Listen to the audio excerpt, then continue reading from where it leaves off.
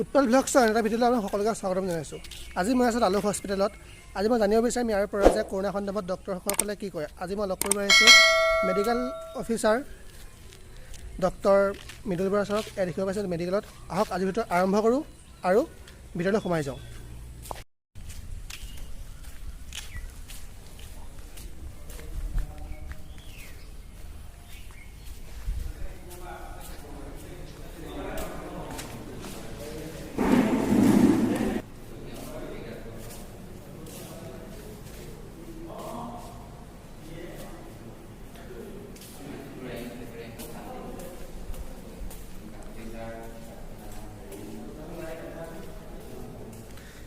এয়া দেখিব পাইছে লালুক হস্পিটেল এইখনেই।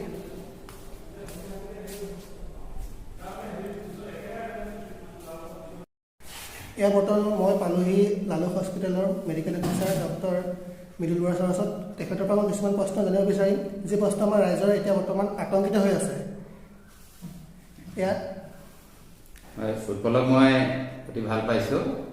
ৰাইজৰ আতংকখিনি কিছু পৰিমাণে উপশম কৰাবৰ যি মহান উদ্দেশ্য লৈ তুমি আহিছা, সেইকাৰণে মই তোমাক প্ৰথমতে কৃতজ্ঞতা আৰু অভিনন্দন জ্ঞাপন কৰিছোঁ।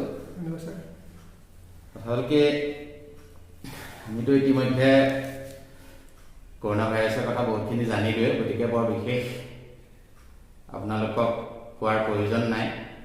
কথা হ'ল কি, বিভিন্ন সামাজিক মাধ্যমেই হওক বা ইলেক্ট্ৰনিক মিডিয়াৰ যোগেদি যিবিলাক আমি বা বাতৰি দেখি আহিছোঁ, সেইবিলাকক মই পোনছাতে নুই কৰিব নোৱাৰোঁ, কিন্তু আমি তাৰ সম্পূৰ্ণ সত্যাসত্য নিৰূপণ কৰি লোৱাটো আমাৰ দায়িত্ব। সংবাদ মাধ্যমে তেওঁলোকৰ দায়িত্ব সংবাদ পৰিৱেশন কৰাটো। কিন্তু কিছুমান ক্ষেত্ৰত কেতিয়াবা কি হয়, কিছুমান ৱেব পৰ্টেল বা অন্যান্য কিছুমান সামাজিক মাধ্যমে বা ব্যক্তিগত কিছুমান চেনেলে হয়তো আজিকালি নিজস্ব মালিকানীতি কিছুমানে সৰু সৰু ৱেব পৰ্টেল খুলি লয়। তেওঁলোকৰ নিজা কিছুমান এজেণ্ডা থাকে, ৰাইজক আতংকিত কৰি পেলাই তাৰ পৰা হয়তো মুনাফা লোভাৰো কিছুমান উদ্দেশ্য থাকিব পাৰে। সেইটো আমি নুই কৰিব নোৱাৰোঁ। পৃথিৱীত বহু ধৰণৰ ব্যক্তি থাকে, গতিকে সেইবোৰ আমি অকণমান আওকাণ কৰি আৰু যিখিনি আমাৰ বিশ্বাসযোগ্য যিখিনি নিউজ চেনেল কওক আপোনালোকে বা আমাৰ চৰকাৰী যিবিলাক সংবাদ মাধ্যম, আপোনালোকে অন্যান্য সংবাদ মাধ্যম, বিশেষকৈ যিহেতু এজন চৰকাৰী চিকিৎসক, গতিকে আমাৰ DD নিউজ চাওক আপোনালোকে, বা আমাৰ চৰকাৰৰ যিবিলাক সংবাদ মাধ্যম, আৰু যিবিলাকে আপোনালোকে নিজেই ভাবে যে এইটো সংবাদ মাধ্যম নিৰপেক্ষ এটা সংবাদ মাধ্যম, সেইমতে আপোনালোকে বিচাৰ বিবেচনা কৰি সংবাদ চাওক। তাত আমাৰ ক'বলগীয়া একো নাই। আমি কোনোবা সংবাদ মাধ্যমক সমালোচনা কৰিব পৰাকৈ আমাৰ ধৃষ্টতাও নাই, আমি সিমান উপযুক্তও নহয়। কিন্তু কথা কি, সকলোলৈকে সংবাদ মাধ্যমৰে হওক বা কোনোবা ব্যক্তিগত ৱেব পৰ্টেলৰ মালিককেই হওক বা নতুনকৈ যুৱ প্ৰজন্মৰ যিসকল সংবাদ মাধ্যমলৈ আহিছে, তেওঁলোকক আমি এটাই অনুৰোধ কৰিম, যিহেতু তেওঁলোকতকৈ আমি বহু বয়সত বহু ছিনিয়ৰ, বয়সত ডাঙৰ হিচাপে এটা কথা অনুৰোধ কৰিম, যাতে তেওঁলোকে উদ্দেশ্যটো আমাৰ সাধাৰণ ৰাইজক সজাগ কৰি তোলাটোহে তেওঁলোকৰ উদ্দেশ্য।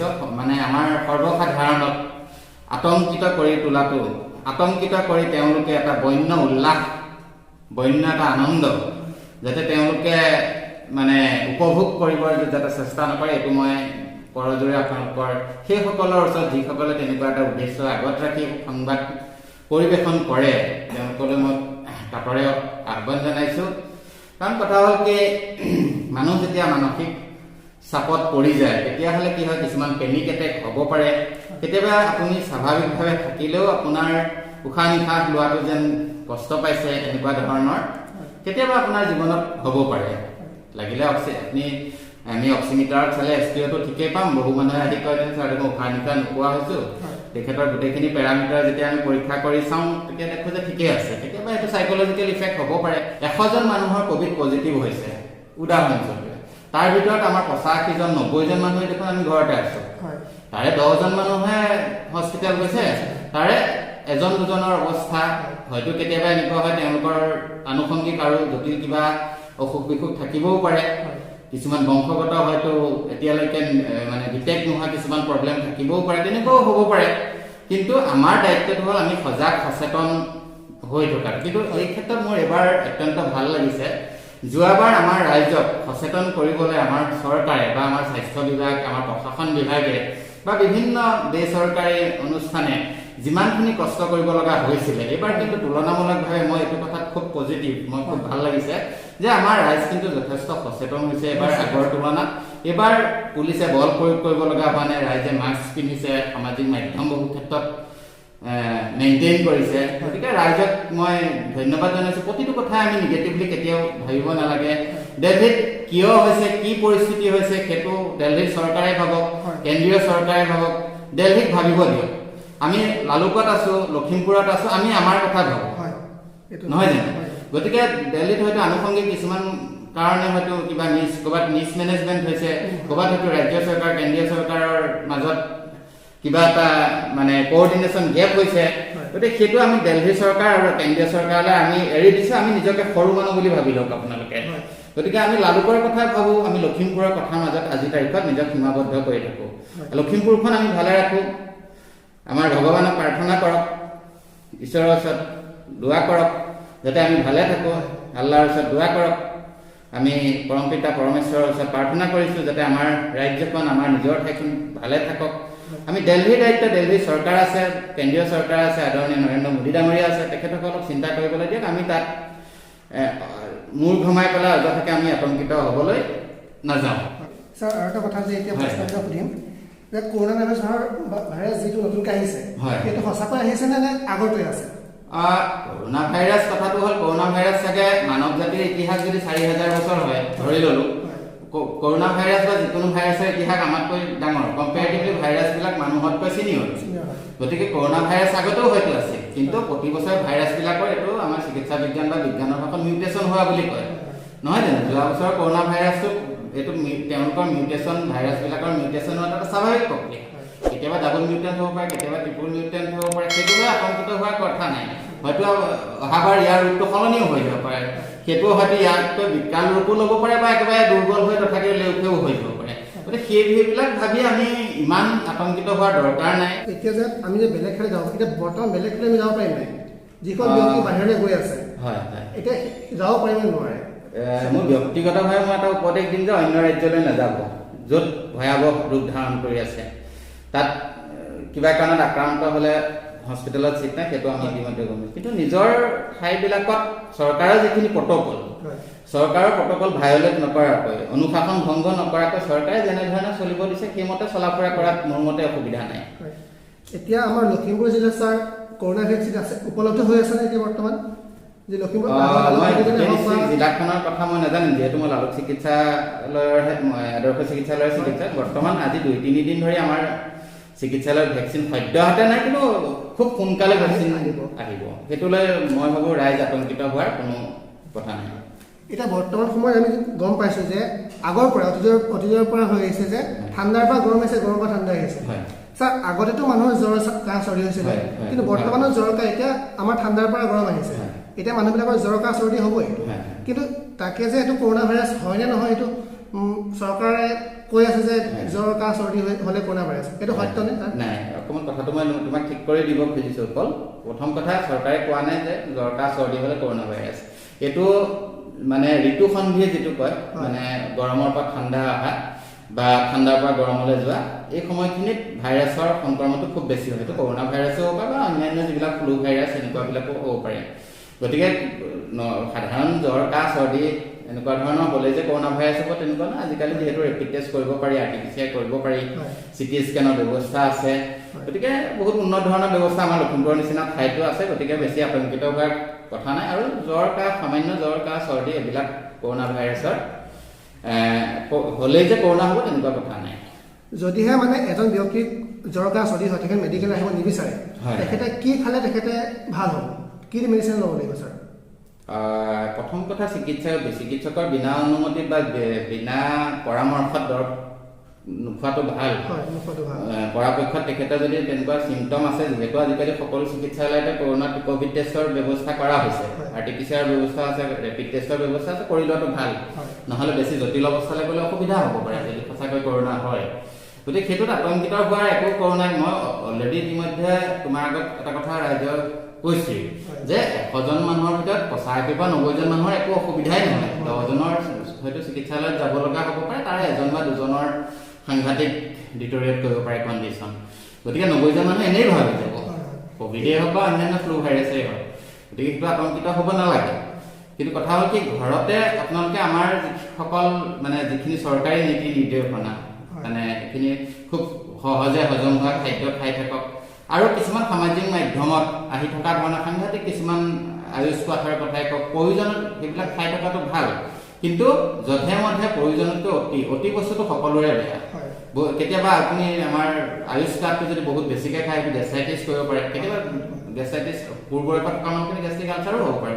গতিকে খুব মানে যধে মধে অতি মানে ভয়তে কৰি পেলাই অতি একো বস্তুৱেই নকৰিব। গতিকে আপুনি আগতে যেনেকৈ জীয়াই আছিলে এতিয়াও তেনেকৈ খুব সহজে হজম হোৱা খাদ্য খাওক, অকণমান বাহিৰৰ বস্তু কম খাব, যেনেকৈ বিশেষকৈ ময়দা জাতীয়, যেনেকৈ আমি মেগী চেগি ধৰণৰ বস্তুবিলাক কম খাওঁ। আপুনি এটা কথা চিন্তা কৰিলে আমাৰ পূৰ্বপুৰুষে যি খাইছিলে আমি সেইটো খাই থাকিলে হ'ল, সাংঘাতিক একো মানে মানে বেছি বস্তু একো খাব নাই। কিন্তু মই অকণমান এই প্ৰসংগতে এটা কথা ক'ব খুজিছোঁ, এইকেইদিন যদি আপোনালোকে সুবিধা হয় দুটা বস্তু অকণমান খাব। অজৱাইনৰ গুড়ি 4/1 চামুচ আৰু কালজিৰাৰ গুড়ি 4/1 চামুচ। যদি পাৰে ভাত খোৱাৰ পিছত, ভাত খোৱাৰ আগত নহয়, ভাত খোৱাৰ কিছু সময়ৰ পিছত যদি একাপমান পানী উতলাই, যদি একাপমান পানী উতলোৱাৰ পিছত যেতিয়া পানীখিনি উতলিব, যেতিয়া সেইখিনি আধামান থাকিব, সেইখিনি কিন্তু যদি আপোনালোকে খাই থাকিব পাৰে, আপোনাৰ যদি সেইখিনি হজম কৰাত অসুবিধা নহয় বা কিছুমানৰ হয়তো গেষ্ট্ৰাইটিছৰ প্ৰব্লেমৰ কাৰণে যদি খাব নোৱাৰে তেতিয়াহ'লে বেলেগ কথা। কিন্তু আপুনি হোম ৰিমেডিজ হিচাপে এই বস্তুটো প্ৰিভেনশ্যন হিচাপে খাই থাকিব পাৰে। কাৰণ কালজিৰা এইটো বৰ এটা পবিত্ৰ বস্তু বুলি মনা হয় আৰু ইয়াৰ এটা এণ্টিভাইৰেল ৰোল আছে। বিশেষকৈ ক'ভিড ভাইৰাছ প্ৰতিৰোধ কৰিব পাৰে বা ক'ভিড ভাইৰাছক মাৰিব পাৰে বুলিও কিছুমান গৱেষণা চলি আছে। এটা কোম্পানীয়ে এটা মেডিচিনো বনাইছে এটা এই কালজিৰাৰ পৰা। গতিকে সেইটো গৱেষণা চলি আছে, বহুত ডাঙৰকৈ মই একো নকওঁ। তথাপিতো আপোনালোকে ঘৰতে কালজিৰাৰ প্ৰয়োগ অলপ বেছি কৰিব এইকেইদিন, আৰু অজৱাইন প্ৰয়োগ বেছিকৈ কৰিব। আৰু এটা মই অকণমান আপোনালোকক জনাই থ'ব খুজিছোঁ, আপোনালোকে বিভিন্ন লিভাৰ টনিক বজাৰত পায়। যধে মধে লিভাৰ টনিক নাখাব। বহুত মানুহ এনেই লিভাৰ টনিক খাই থকাৰ এটা প্ৰৱণতা থাকে। দিনত গধূলি মদ অকণমান বেছিকৈ খাই বহুতে দিনত মানে লিভাৰৰ অকণমান বেছিকৈ খাই দিয়ে। সেইটো আচলতে বিজ্ঞানসন্মত নহয়। গতিকে মই এটা লিভাৰ টনিকৰ কথা এটা কৈ দিম, মানে মিনিমাম 200 mg কালমেঘ মিনিমাম 200 mg কালমেঘ থকা যিবিলাক লিভাৰ টনিক আছে, আপোনালোকে 2 চামুচকৈ দিনত 2বাৰ ভাত খোৱাৰ আগত খাব পাৰে। এইটো খুব এটা সাধাৰণ হেৰি, কাৰণ গৱেষণাৰ পৰা এটা কথা প্ৰমাণ হৈছে যে কালমেঘ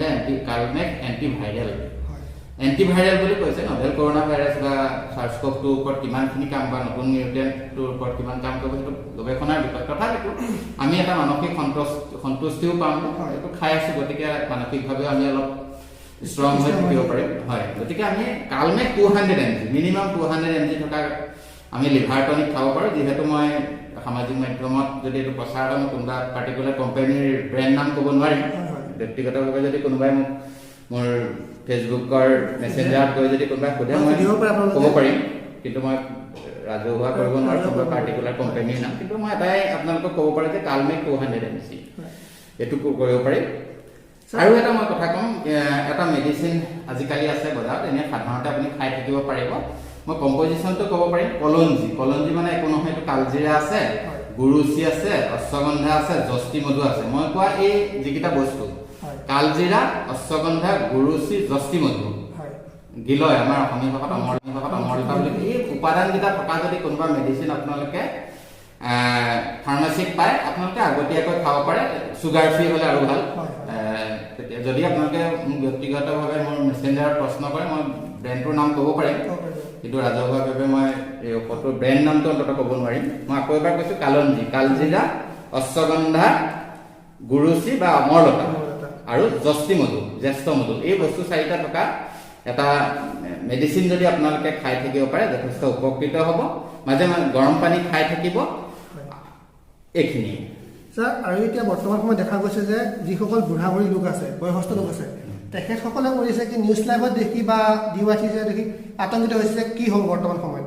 হয়তো বহুতো পৰা চিন্তিত হৈ পৰিছে। এইটো তেখেতসকলক কি ক'ব যে সেই ছ'চিয়েল মিডিয়াৰ পৰা তেখেতসকলে এইটো লোৱা উচিত নে অনুচিত? কৈ আছে যিসকল তেনেকুৱা বাতৰিৰ প্ৰতি চেঞ্চিটিভ লোক, মানে সংবেদনশীল যিসকল লোক আছে, মই তেওঁলোকৰ ঘৰৰ মানে যিসকল ধৰক মাক দেউতাকৰ হ'লে ল'ৰা ছোৱালীক মই অনুৰোধ কৰিম যে তেওঁলোক এইকেইদিন দেউতাক মাকক যদি তেনেকুৱা মানে বাতৰি দেখিলে যদি আতংকিত হৈ পৰে, তেতিয়াহ'লে দেউতাক মাকক অনুৰোধ কৰিবলৈ জনাম যে এইখিনি নিউজৰ বাদেও কিছুমান বিনোদন ধৰ্মী অনুষ্ঠান উপভোগ কৰক। কাৰণ ডেকা মানুহ এজনে তেনেকুৱা ধৰণৰ সংবাদ যেনেধৰণে গ্ৰহণ কৰিব পাৰিব, সৰু ল'ৰা ছোৱালী এটাই বা বয়সস্থ মানুহে তেনেকুৱা ধৰণে গ্ৰহণ কৰিব নোৱাৰিব পাৰে। গতিকে মই বয়সস্থ মানুহখিনিক ধেমালিকে এটা অনুৰোধ কৰিম যে আপোনালোকে বেহৰবাৰী আউটপোষ্ট ভাল পাব, কে মোহনক চাই থাকক, মন মগজু ভালে থাকিব, কভিডৰ ইমিউনিটিও বাঢ়িব। ব্যক্তিগতভাৱে মোৰ সেইটো ৰায়। এতিয়া ছাৰ আৰু এটা কুৱেশ্যন আহিছে যে কৰোণা ভাইৰাছ, আপুনিতো ছালৰ ডক্টৰ হয়, কৰোণা ভাইৰাছৰ কাৰণে কিবা ছালৰ কিবা প্ৰব্লেম হ'ব নেকি? এইটোতো কোনো প্ৰব্লেম নহয়। এতিয়ালৈকে তেনেকুৱা ইমান ষ্ট্ৰং হেৰি নাই। কিছুমান ধৰক স্কিন ইনফেকশ্যন লগত তেনেকুৱা বৰ ষ্ট্ৰং এতিয়ালৈকে অহা নাই। মই আহিলে জনাম তেওঁলোকক। এয়া আছিলে ছাৰৰ লগত কথা পাতিলোঁ। ছাৰক ধন্যবাদ জ্ঞাপন কৰিছোঁ, তেখেতে মোক বহুমূলীয়া সময় দিছে। আৰু মই এতিয়া বৰ্তমান ওলাই আহিলোঁ মেডিকেলৰ পৰা। দেখিব পাইছে আপোনালোকে এয়া আপোনালোকক যিসমূহ পৰামৰ্শ দিলে আপোনাক মানি চলক, আৰু যিসমূহ খাবলৈ কৈছে খাওক। কৰোণাৰ পৰা বাচি থাকক। আপোনাক কৰোণাৰ বাচিবলৈ মাস্ক পিন্ধক, ছ'চিয়েল ডিষ্টেঞ্চ মেইনটেইন কৰক, আৰু নিজৰ লগতে নিজৰ ঘৰখন সুখী কৰি ৰাখক। যদি আপুনি নিজেহে সতৰ্কিত নহয়, তেন্তে আপোনাক আনে সতৰ্কিত কৰিব নোৱাৰে। আজিলৈ ভিডিঅ'টো ইমানে সমাপ্ত কৰিছোঁ। ধন্যবাদ। জয় অসম।